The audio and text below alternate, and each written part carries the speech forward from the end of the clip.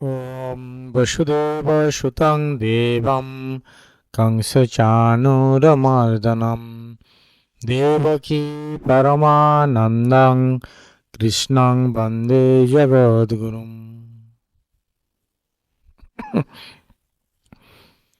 আমরা গীতার যে অধ্যায় অনুধ্যান পর্ব আমরা শুরু করেছিলাম বিভিন্ন বিষয়ে, সেই আলোচনা প্রসঙ্গে আমরা বলেওছিলাম প্রতিটি শ্লোক ধারাবাহিকভাবে হয়তো আমাদের আলোচনা করা হবে না, কিন্তু বেশ কিছু জিনিস সেগুলো আমরা এককভাবে তুলে ধরব গীতার বিষয়বস্তু কি সেই নিরিখে। তো আজকে আমাদের আলোচনার বিষয়বস্তু কি, যেটি আমরা ব্রতী হয়েছি আলোচনার জন্য, সেটি হচ্ছে গীতারই একটি শ্লোক, তার ব্যাখ্যা। প্রশ্নটি হচ্ছে, পৃথিবীতে সবচেয়ে পবিত্র জিনিস কি? এইটি আজকে আমাদের আলোচনার বিষয়। আরেকবার বলি, আজকে আলোচনার বিষয় হচ্ছে পৃথিবীতে সবচেয়ে পবিত্র জিনিস কি, এইটি। তো আমরা উত্তরটা দেব গীতাতে কি আছে সেইটি, নিজের মন গড়া কথা নয়, বা আমার ব্যক্তিগতভাবে পবিত্রতা বলিতে আমি কি বুঝি বা কাকে পবিত্র বেশি মনে করি সেটাও নয়। গীতা এ ব্যাপারে কি বলেছেন, কি উত্তর দিয়েছেন, তারই আলোকে আজকের ব্যাখ্যা হবে। তাহলে আলোচনার বিষয়বস্তু, এই পৃথিবীতে জগতে সবচেয়ে পবিত্র জিনিস কি, এবং উত্তরটি আছে গীতার 4th অধ্যায়ে 38 নম্বর শ্লোকের উত্তরটি আছে। কি সেটি হচ্ছে জ্ঞান। পৃথিবীতে সবচেয়ে পবিত্র জিনিস হচ্ছে জ্ঞান। কি বলেছে গীতা সেখানে বলেছে, নহি জ্ঞানেন সদৃশং পবিত্রম ইহা বিদ্যতে। মানে কি, এই পৃথিবীতে জ্ঞানের তুলনায় পবিত্র কিছু আর নেই। এটা ভগবান শ্রীকৃষ্ণের কথা। নহি জ্ঞানেন সদৃশং মানে জ্ঞানের মতো, জ্ঞানের তুলনায়, পবিত্রম এত পবিত্র কিছু, ন হি বিদ্যতে, ন হি ইহ বিদ্যতে মানে এই জগতে, এই পৃথিবীতে নাই। এবার এখানে জ্ঞান মানে কি জ্ঞান? আমরা তো নিয়মিত পড়াশোনা করছি বিভিন্ন বই পুস্তকাবলী, যেমন সূর্য একটি নক্ষত্র, ভারতবর্ষের প্রধান নদী গঙ্গা। তো এই যে ধরনের যে ইনফরমেশানগুলো, এইগুলো জানলেই কি তাহলে পৃথিবীর যে পবিত্র সবচেয়ে জিনিস বলা হয়েছে, তাহলে কি আমি তার অধিকারী হলাম?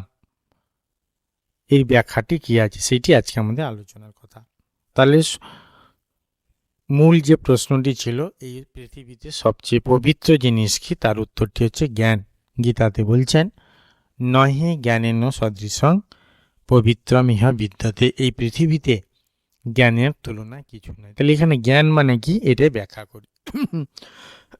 গীতার উপরে যে বিভিন্ন ভাষ্য রচনা হয়েছে, ভাষ্য মানে কি, সংস্কৃত ভাষায় ব্যাখ্যা, শ্লোকগুলোর অর্থ কি হতে পারে, এরকম অনেক ভাষ্যকার আছেন, যেমন আচার্য শঙ্কর, তারপরে টিকা আছেন শ্রীধর টিকা, তারা বিভিন্ন মতামত ব্যক্ত করেছেন এই গীতার শ্লোকগুলোর অর্থ কি হতে পারে। তো এই শ্লোকটি যখন আচার্য শঙ্কর ব্যাখ্যা করেন, এই যে নহি জ্ঞানেন সদৃশং পবিত্রমিহ বিদ্যতে, পৃথিবীতে জ্ঞানের তুলনা পবিত্র কিছু নাই। এখানে জ্ঞান মানে তিনি তার ভাষ্য উল্লেখ করেছেন ব্রহ্মজ্ঞান। ব্রহ্মজ্ঞান, এই জ্ঞান মানে হচ্ছে সাধারণ যে এই অপরা বিদ্যা, আমরা যে ইনফরমেটিভ নলেজ, এই যে আমি কিছু জানছি, তথ্য সংগ্রহ করছি, মেমোরিতে ধরে রাখছি, এই ধরনের জ্ঞানের কথা তিনি বলছেন না। ব্রহ্মজ্ঞান কি, এক ধরনের অনুভূতি, যাকে শাস্ত্রে বলা হয়েছে পরাবিদ্যা। সেই অনুভূতি লাভ হলে এক ধরনের স্তর, সেটা লেভেল, স্টেট। তো সেটি ইনফরমেশান নয়, একটা আধ্যাত্মিক অনুভূতি। সেই অনুভূতি যখন লাভ হবে, তখনই সে কিন্তু বিশ্বের, পৃথিবীর মধ্যে সে পবিত্র হলো। অর্থাৎ সেই জ্ঞানটি তার মধ্যে যখন উদ্ভাসিত হবে বা লাভ হবে, বিকশিত হবে, বহিঃপ্রকাশ ঘটবে, তখনই সেইটি সবচেয়ে পবিত্র জিনিস। এটি কিন্তু আচার্য শঙ্কর তার ভাষ্যে বলছেন। তাহলে এইখানে জ্ঞান মানে ব্রহ্মজ্ঞান, ব্রহ্ম সাক্ষাৎকার, যেটাকে শাস্ত্রে আমাদের পরাবিদ্যা বলা হয়েছে। হচ্ছে। পরাবিদ্যা মানে অনুভূত লব্ধ বিদ্যা, সেই বিদ্যা যার তার হয় না, তারই হতে পারে যার উপলব্ধি হয়েছে। যেমন ঋষিরা, আমাদের উপনিষদে যে শ্লোকগুলো বর্ণনা হয়েছে, তারা সেটি উপলব্ধি করে, রিয়ালাইজেশন করে সেই মন্ত্রগুলো তারা পেয়েছিলেন, তাদেরকে মন্ত্রদ্রষ্টা বলা হয়। এই জন্য সেই ঋষিরা হচ্ছে কি পরাবিদ্যা লাভ করেছেন। আমরা যদি সেই পরাবিদ্যার লাভটা রিডিং পড়ে থাকি শুধু, তাহলে আমাদের কাছে কিন্তু সেইটা অনুভূত হলো না। শুধু রিডিং পড়া মানে সেই অপরা বিদ্যাই থেকে গেল, শুধু একটা ইনফরমেশন কালেকশন। এই উপনিষদে এই শ্লোকটি আছে, অমুক ঋষির অত নম্বর শ্লোক ইত্যাদি। তো এইটি লাভ হলে কিন্তু আমার যে পরাবিদ্যা বা ব্রহ্ম সাক্ষাৎকার হলো তা কিন্তু বলা চলে না। তো এই ব্রহ্ম সাক্ষাৎকার হচ্ছে উচ্চ আধ্যাত্মিক অনুভূতি, সবচেয়ে যেটির জন্য আমাদের সকল শ্রেণীর সকল সম্প্রদায়ের সাধন ভজন। তো এইটি হচ্ছে লাভ হলে কি হয়, সেটি হচ্ছে কি পরম পবিত্র জিনিস, সেই জ্ঞান। শ্রীধর স্বামী তার টিকাতে, তিনিও গীতার টিকা রচনা করেছেন সংস্কৃত ভাষায়, তিনিও ব্যাখ্যা করেছেন। সেখানে তিনি বলছেন যে আত্ম সাক্ষাৎকার, আত্মজ্ঞান, সেটিও সাধারণ জ্ঞান নয়, অর্ডিনারি নলেজ নয়, সেটিও কি সেলফ রিয়ালাইজেশন। এই জ্ঞান যখন হবে, সেই জ্ঞানকে পবিত্র জ্ঞান হিসাবে ব্যাখ্যা করা হয়েছে গীতাতে। এই জ্ঞান লাভ হলে কি হয়, কেন পবিত্র এই জ্ঞান বলা হয়েছে,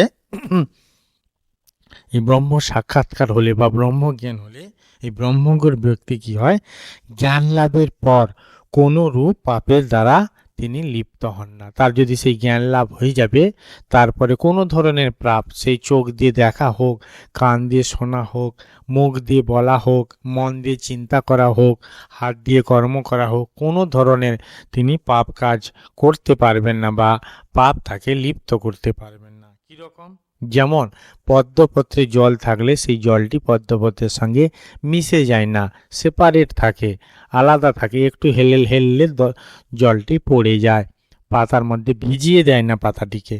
তেমনিভাবে জ্ঞানী যখন ব্রহ্মজ্ঞান লাভ করবে, মানে জ্ঞানী মানে ব্যক্তি, তখন তার এরকম অবস্থা হবে পদ্মপত্রের জলের মতো। জলটাকে যদি আমরা পাপের সঙ্গে তুলনা করি, পদ্ম পাতাকে যদি জ্ঞানের সঙ্গে তুলনা করি, জ্ঞান লাভের সঙ্গে, তাহলে জল যেমন পদ্ম পাতাকে ভিজিয়ে দিতে পারছে না, মিশে যাচ্ছে না জলটি পদ্ম পাতার মধ্যে, আলাদা থাকছে সম্পূর্ণ, তেমনিভাবে পাপ ওই জ্ঞানী ব্যক্তিকে লিপ্ত করতে পারবে না, পাপ আলাদা থাকবে, তাকে স্পর্শ করতে পারবে না, এই জন্য পবিত্র। আরেকটি কি বলা হয়েছে, বলছে জ্ঞান লাভের পূর্ববর্তী পাপ সকলও বিনষ্ট হয়ে যায়।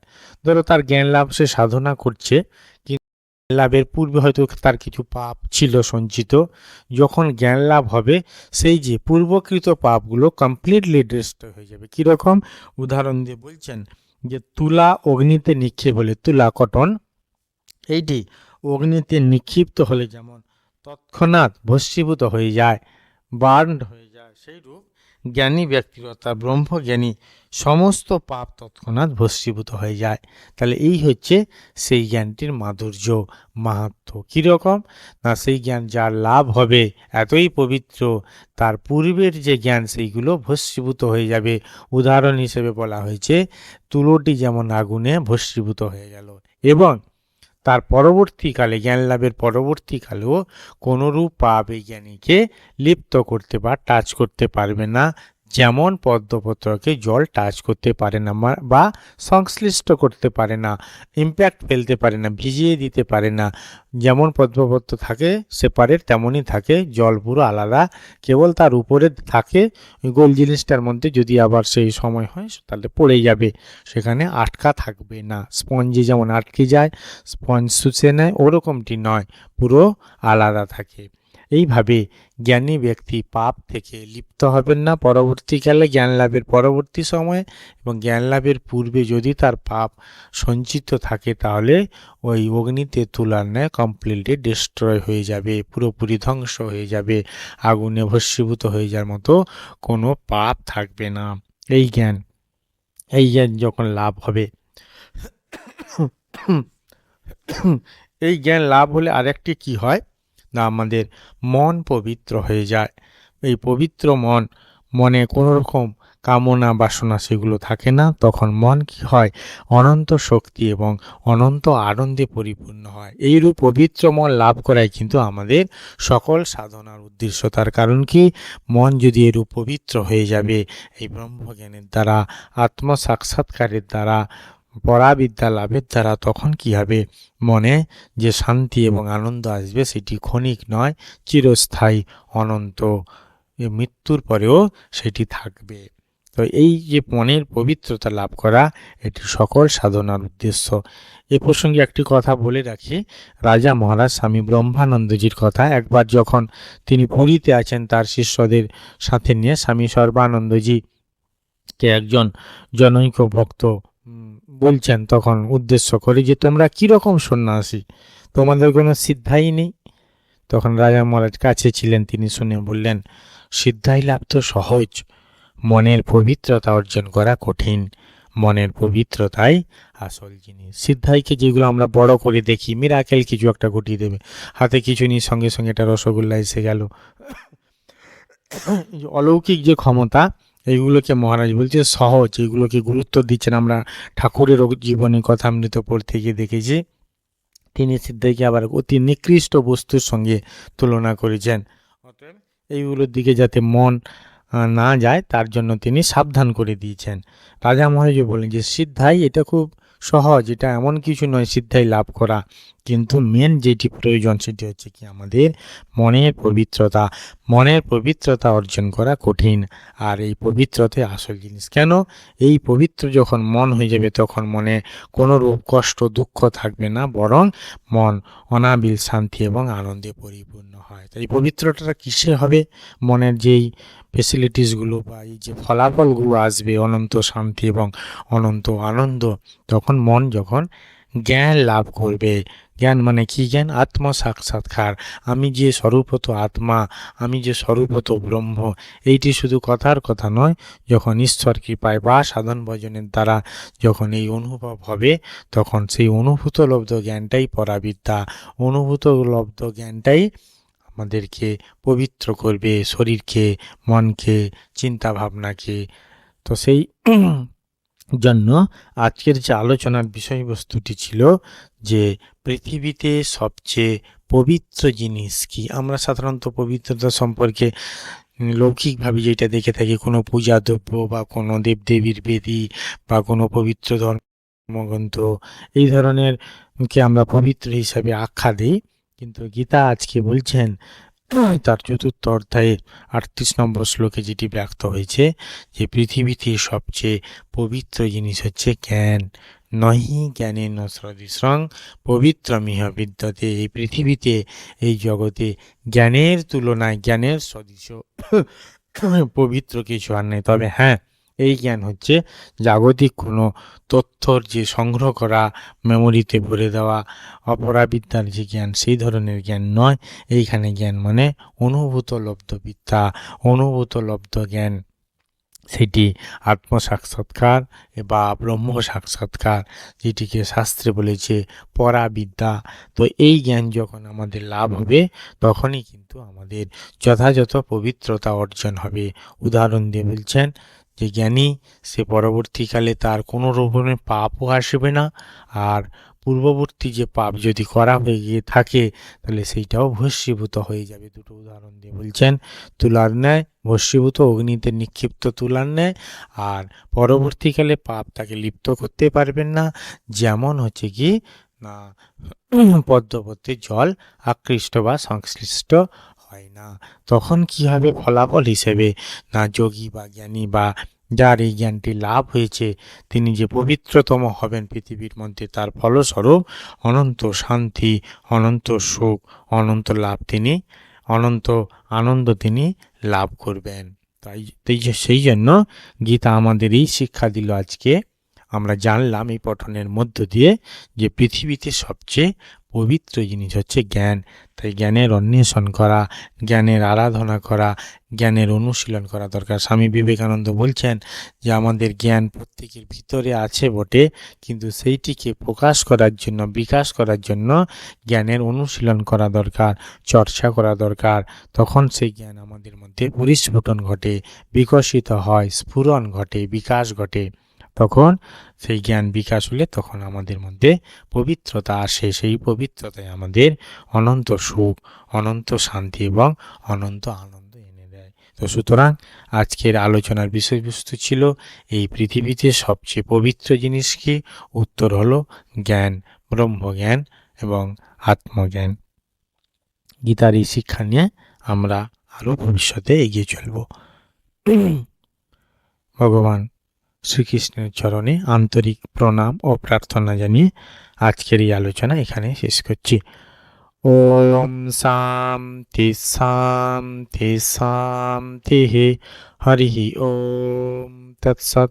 শ্রীরামকৃষ্ণার্পণমস্তু।